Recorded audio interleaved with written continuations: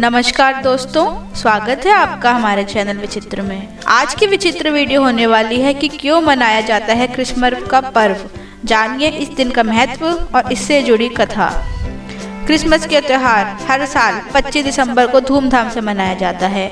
हालांकि ये पर्व ईसाई धर्म के अनुयायियों द्वारा मनाया जाता है, लेकिन आजकल इस पर्व को सभी धर्म के लोग मनाते हैं।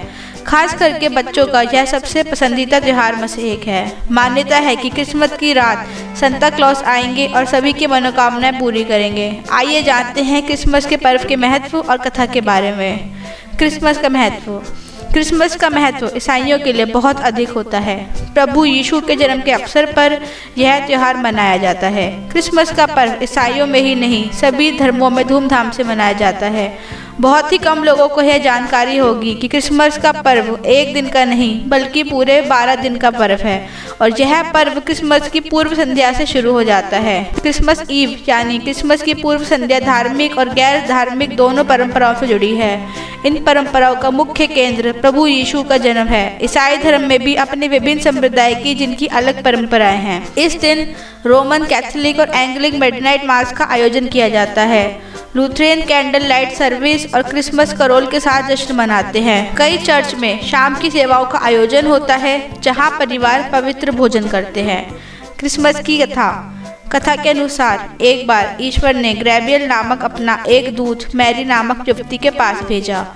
ईश्वर के दूत गैब्रियल ने मैरी को जाकर कहा कि उससे ईश्वर के पुत्र को जन्म देना है। यह बात सुनकर मैरी चौंक गई, क्योंकि अभी तो वह कुंवारी थी। उसने गैब्रियल से पूछा कि यह किस प्रकार संभव होगा। तो गैब्रियल ने कहा कि ईश्वर सब ठीक करेगा। समय बीता और मैरी की शादी जोसेफ नाम के युवक के साथ हुई। भगवान के दूत गैब्रियल जोसेफ के सपने में आए और उन्होंने कहा कि जल्द ही मैरी गर्भवती होगी और उसका खास ध्यान रखना होगा, क्योंकि उसे होने वाली संतान कोई और नहीं स्वयं प्रभु यीशु होंगे। उस समय जोसेफ और मैरी नाजरत, जो कि वर्तमान में इजराइल का एक भाग है, में रहते थे। उस समय नाजरत रोमन साम्राज्य का एक हिस्सा हुआ करता था। एक बार किसी कारण से जोसेफ और मैरी बैतलहम, जो कि इस समय फिलिस्तीन में है, में किसी काम से गए। उन दिनों वहाँ बहुत से लोग आए हुए थे, जिस कारण सभी धर्मशालाएं और शरणार्थियाँ भरे हुए थे, जिसे जोसेफ और मैरी को अपने लिए शरण में नहीं मिल पाई। काफी तक हारने के बाद दोनों एक अस्तबल में जगह मिली और उस स्थान पर आधी रात को प्रभु यीशु का जन्म हुआ। अस्पताल के निकट कुछ गडरिये अपनी भेड़ें चरा रहे थे। वहाँ ईश्वर के दूत प्रकट हुए और उन गडरियों को प्रभु यीशु को जन्म लेने की जानकारी दी। गडरिये उस नवजात शिशु के पास गए और उसको नमन किया। यीशु जब बड़े हुए तो उन्होंने पूरी गलियाइयों में घूम घूम कर उपदेश दिए और लोगों की हर बीमारी दुर्बलताओं को दूर करने का प्रयास किया। धीरे धीरे उनकी प्रसिद्धि चारों ओर फैलती गई।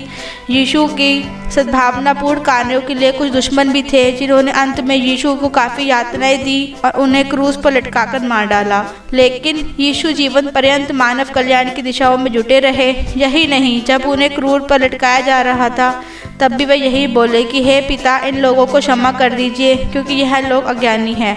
उसके बाद से ही ईसाई लोग 25 दिसंबर को यानी यीशु के जन्मदिन को क्रिसमस के रूप में मनाते हैं। क्यों कहा जाता है मैरी क्रिसमस? हैप्पी क्रिसमस की बजाय मैरी क्रिसमस कहना कुछ 100 साल पुराना रिवाज है। इसकी शुरुआत 1534 में दर्ज की गई थी, जब 1500 के दशक में एक अंग्रेजी कैथोलिक धार्मिक बिशप ने थॉमस क्रॉमवेल को क्रिसमस पत्र की रचना करी। वैसे तो मैरी क्रिसमस की जगह हैप्पी क्रिसमस बोलना या लिखना गलत नहीं है। जानकारी के अनुसार 18वीं व 19वीं शताब्दी के लोग क्रिसमस विश के लिए एक दूसरे को हैप्पी क्रिसमस ही कहा करते थे। इंग्लैंड में बहुत से लोग आज भी मैरी क्रिसमस की बजाय हैप्पी क्रिसमस कहकर ही विश किया करते हैं। सबसे पहले इंग्लैंड के राजा जॉर्ज भी इस शब्द का इस्तेमाल करते थे। ब्रिटेन की महारानी एलिजाबेथ भी मैरी से ज़्यादा हैप्पी क्रिसमस ही पसंद किया करती थी। साथ ही ब्रिटेन के कई और उच्च वर्ग के लोग भी मैरी की जगह हैप्पी क्रिसमस का इस्तेमाल किया करते थे। लेकिन यदि मैरी और हैप्पी शब्द के बीच अंतर की बात करें तो दोनों ही शब्दों में खुशी का इजहार के लिए किया जाता है। लेकिन कुछ जानकारियों के अनुसार मैरी शब्द से लोगों की भावनाएं ज़्यादा जुड़ी हुई हैं, इसलिए लोग हैप्पी क्रिसमस की जगह मैरी क्रिसमस कहना ज़्यादा पसंद करते हैं। तो ये थी क्रिसमस के पीछे की कथा और क्यों मनाया जाता है क्रिसमस, इसके पीछे की कहानी। कैसी लगी आपको ये हमारी विचित्र वीडियो? हमें कमेंट सेक्शन में बताएं। ऐसी ही विचित्र वीडियो पाने के लिए हमारे चैनल को सब्सक्राइब करें। धन्यवाद।